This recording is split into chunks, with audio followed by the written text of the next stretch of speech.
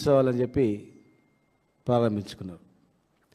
సరే, మేము అనుకున్నాం విజయోత్సవాలు అంటే 2 సంవత్సరాలు ఏమేమి చేసిందో చెప్తారు, తర్వాత ఇంకా ఏమేమి హామీలు ఇస్తారు ఉమ్మడి జిల్లాకు అని అనుకున్నాం.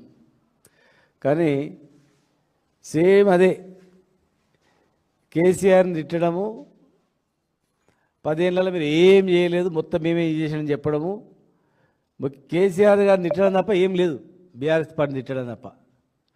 అసలు ఇవేం విజయోత్సవాలు అర్థం కాలేదు. అందుకే ప్రజలు కూడా విసుకొచ్చి ప్రజలు కూడా రాలేదు. స్వయంగా వాళ్ళ మంత్రే ఇదేనా స్వాగతం పలకడం, ఇట్లేనా మనం చేయడం, గౌరవించడం, ఎవరు జనం రాకపోతే ఎట్లా? ఆయన ప్రసంగం మొత్తం జనాలు రాలేదు, ఎవరు పట్టించుకోలేదు అని చెప్పడం తప్ప ప్రజలు ఎట్లా వస్తారు?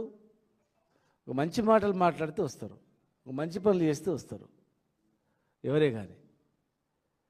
మీరే రాలేదంటున్నంటే, స్టార్టింగ్ సభకే రాలేదంటున్నంటే జనంలో ఏ మేరకు ఉందో ఒక్కసారి అర్థం చేసుకోవాల్సిన అవసరం ఉంది, దాన్ని సరి చేసుకోవాల్సిన అవసరం ఉంది. పాలమూరు జిల్లా ప్రజలు ఏం చేయలేదంటే నమ్ముతారా? ఏం చేయలేదా మేము? మీరు పెట్టిన ఊరు అంతకుముందు ఎట్లా ఉండే? ఆ సభ పెట్టిన ఊరు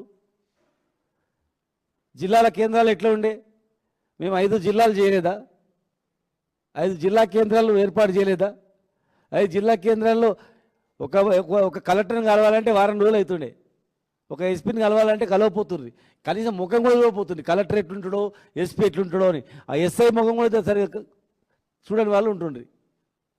చిన్న మండలాలు ఏర్పాటు చేసి, జిల్లా హెడ్ క్వార్టర్లు ఏర్పాటు చేసి, ఒక కలెక్టర్ ఉన్న దగ్గర 5 మంది కలెక్టర్లను, 5 మంది ఎస్పీలను, కలెక్టర్ ఒక ఆఫీస్ చుట్టూ తిరగాలంటే ఇంకో ఆఫీస్ ఈ కోన ఉంటే ఓ ఆఫీస్ ఆ కోన ఉంటుండే. అలాంటిది అన్ని ఆఫీసులు ఇంటిగ్రేటెడ్ ఆఫీసులు, ఒక పని మీద వస్తే అందరు ఒకటే దగ్గర దొరికేటట్లు కలెక్టరేట్లు కట్టింది.